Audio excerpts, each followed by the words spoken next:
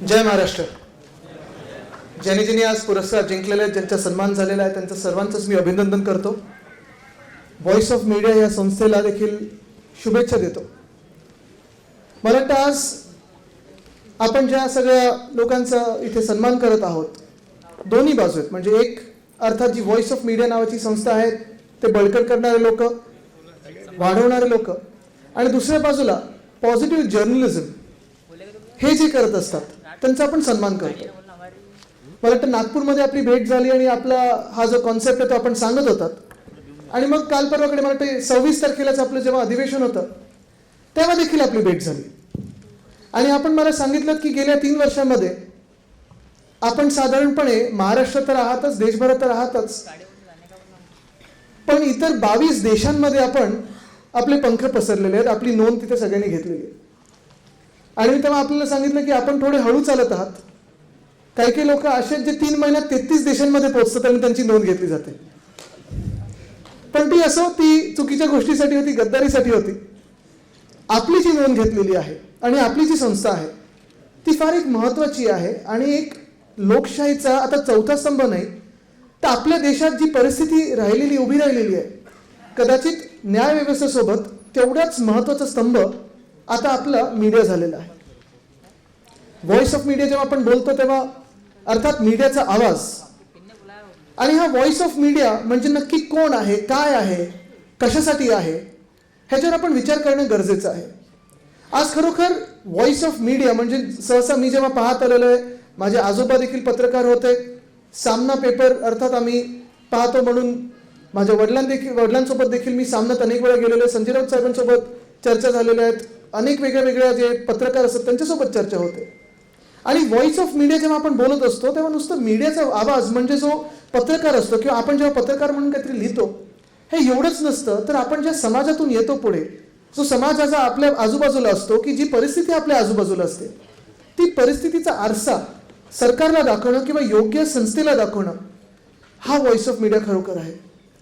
आज आपण पाहतोय की गेल्या 10-12 वर्षामध्ये आणि खास करून साधारणपणे 2007 पासून जेव्हा आपल्या प्रत्येकाच्या हातात स्मार्टफोन आलेला आहे, मीडियाचं चित्र हे पूर्ण बदललेलं आहे. पत्रकाराची जी परिभाषा होती आधी, पत्रकार म्हणजे नेमकं कोण, तर पत्रकार ही व्यक्ती असायची, बाई किंवा पुरुष, महिला किंवा पुरुष, जे कुठच्या तरी एका माध्यमात काम करायचे, मग टीव्हीच्या पत्रकारितेत असेल किंवा प्रिंट मीडियात असतील. पण साधारणपणे 2005, 6, 7 नंतर जेव्हा इंटरनेट बूम झालं, जगभरात वर्ल्ड वाईड वेब WWW ह्याचा कॉन्सेप्ट वाढायला लागला. मग 2007 नंतर आयफोन आला, प्रत्येक मग इतर वेगळे जे मॉडेल्स यायला लागले. आणि आता आपण पाहायला लागलेलो आहे, मध्यंतरी एक कॉन्सेप्ट येऊन गेला सिटिझन जर्नलिझम. आणि आता हे जे पत्रकारिता आहे ह्याची ताकद, ह्याची जी जबाबदारी आहे ही मला वाटतं प्रत्येक नागरिकाच्या हातात गेलेली आहे, फोन्सवर गेलेली आहे. आधी मला आठवतं जेव्हा आम्ही सभेला जायचो किंवा मतदानाला जायचो किंवा कुठच्याही महत्त्वाच्या कार्यक्रमाला जायचो, पत्रकार कक्ष किंवा मीडिया बॉक्स हा एक असायचा. क्रिकेट मॅचला जरी गेलो तरी तोच मीडिया बॉक्स असायचा. आणि मग तुम्ही कुठची घटना कुठेही घडली तरी बातम्या ह्या काही 24 तास चालायच्या नाहीत. कदाचित राजकीय मंडळीला थोडं आराम होता की बातम्या 24 तास चालल्या नाहीत म्हणजे आयुष्यात थोडं स्थैर्य आहे, थोडं धावपळ जी कमी असते किंवा प्रत्येक ठिकाणी दाखवायला लागतं की बघा आता हे काम चालू आहे, ते काम चालू आहे, थोड्या बातम्या, थोडे फोटोज हे कमी यायचे. कारण आपल्याला माहिती आहे एक न्यूज सायकल पूर्ण व्हायला 24 तास लागायचा. पुढच्या दिवशी पेपर छापेल तोपर्यंत काय काय होईल ही 10 वाजेपर्यंतची लिमिट असायची. पण आज आपण पाहतोय की बातम्या ह्या 24 तास व्हायला लागलेल्या आहेत. रिपोर्टिंग हे आता पर आवर नाही तर मला वाटतं पर मिनिट व्हायला लागलेलं आहे. आणि फोनच्या जमान्यामध्ये ट्विटर असेल, फेसबुक असेल, व्हॉट्सअप तर आहेच, हल्ली इंस्टाग्रामवर पण पाहायला लागलेलं मी की रिपोर्टिंग जे झालेलं आहे ते डायरेक्ट व्हायला लागलेलं आहे. तुम्हाला फोटोग्राफर नेण्याची गरज नाही. DSLR किंवा आपला जो आधी रोल बदलला किंवा रोल संपला की आता फोटो काढू शकत नाही अशीही परिस्थिती नाही. आता तुम्ही फोनवर फोटो काढू शकता आणि त्याची क्वालिटी मला वाटतं ही कधी कधी आपल्या DSLR पेक्षा चांगली येते. अनेकदा मी पाहतो पत्रकार परिषदेत देखील मोठे कॅमेरे आता हळूहळू कमी व्हायला लागलेले आणि छोटे कॅमेरा यायला लागले. पण सांगण्याचा हेतू हाच आहे की आज सामाजिक जी बांधिलकी आहे आपली पत्रकार म्हणून ती एवढी वाढलेली आहे की आज समाजात कोणी देखील पत्रकार होऊ शकतो. आणि आनंदाची गोष्ट ही आहे की ज्या चुकीच्या गोष्टी घडत असतात किंवा ज्या चांगल्या गोष्टी घडत असतात त्याच्यात तुम्ही बरोबर बोट दाखवू शकता, बोट ठेवू शकता. आणि कोणी मग राजकारणी असो, उद्योगपती असो, आपल्यातलंच कोणीतरी असो, कोणी खेळपट्टू असो, जे काही योग्य अयोग्य करत आहेत किंवा चांगलं वाईट करत आहेत ह्याच्यावर लगेच आपण दाखवू शकतो की काय चाललंय. अर्थात सहसा नेहमीच आपलं कंपॅरिझन जागतिक मीडियाबरोबर होत असतं आणि मी गेल्या 2-3 वर्षामध्ये पाहिलेलं आहे, खास करून गेल्या 5 वर्षात पाहिलेलं आहे. साधारणपणे आपल्या महाराष्ट्रातला जो मीडिया आहे, मीडिया हाऊसेस सगळे असतात, ते बरोबर बातम्या जे दाखवत असतात ते एक सरकारला दिशा देण्यासाठी दाखवत असतात, एक मार्ग दाखवण्यासाठी दाखवत असतात. मंत्री म्हणून काम करत असताना अनेकदा मी पण पाहिलेलं आहे. मग तो पंचगंगेचा विषय असो, मुळामुठ्याचा विषय असो, कुठे डोंगर फोडण्याचा विषय असो, रेती चोरण्याचा विषय असो किंवा सामाजिक काही मोठा विषय असो, आम्ही मंत्री म्हणून काम करत असताना नुसतं टीका म्हणून नाही तर कन्स्ट्रक्टिव्ह क्रिटिसिझम हे मी स्वतः अनुभवलेलं आहे. कधी कधी असंही होतं की जेव्हा आम्ही राजकारणी मंडळी काम करत असतो, एखाद्या गोष्टीवर आपल्याला जे आवडत नाही ते आपण लिहिता, सडकून टीका करता, कधी अग्रलेख लिहिता, कधी कुठची तरी मोठी बातमी लावली जाते, ते परत परत दाखवलं जातं.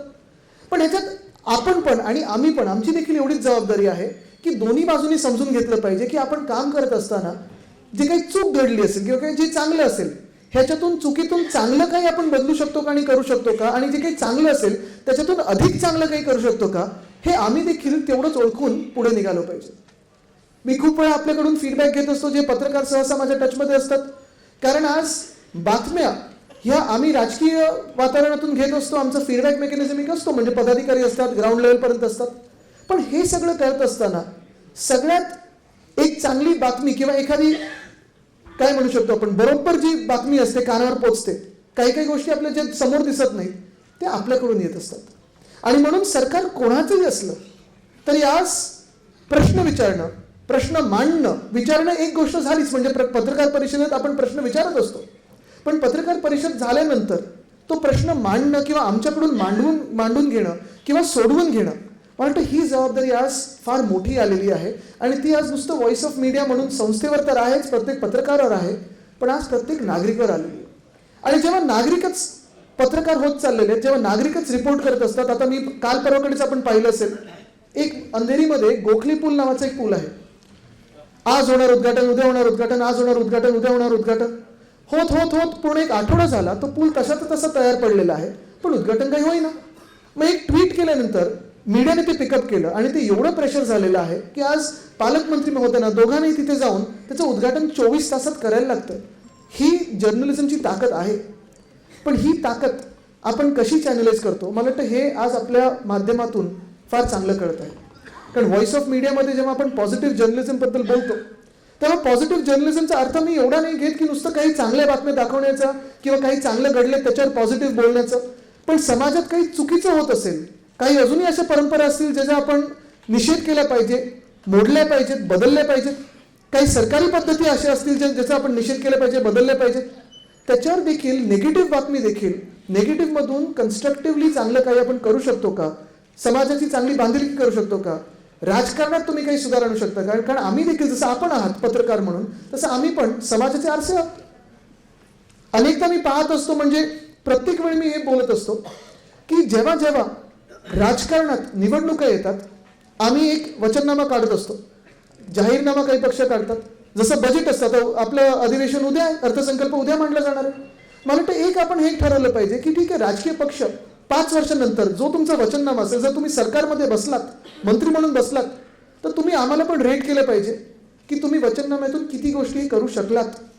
वचननाम्याचा सखोल त्याचा अभ्यास झाला पाहिजे. तसंच अर्थसंकल्प जेव्हा मांडला जातो, मग केंद्रातला असो किंवा इकडचा असो, आणि पक्ष कुठचाही असो, म्हणजे याच्यात निपक्षपाती मी बोलत आहे, भाजपचं असेल, काँग्रेसचं असेल, शिवसेनेचं असेल, राष्ट्रवादीचं असेल, म्हणजे फुटलेले गट नाही, आमचंच बोलतोय, आम्हीच ओरिजिनल. पण हे सगळं जे असेल ते करत असताना आपण विचार केला पाहिजे की अर्थसंकल्प मांडल्यानंतर पुढचा अर्थसंकल्प येण्याच्या आधी त्याच्यातून किती गोष्टी ह्या मार्गी लागलेल्या आहेत. काही काही गोष्टी अशा असतात खरोखर की 5 वर्ष लागतात, काही गोष्टींना 10 वर्ष लागतात, काही गोष्टी 3 महिन्यात होतात. पण ह्याच्यात तुम्ही काय नक्की करू शकतात हे आपण बघणं गरजेचं आहे.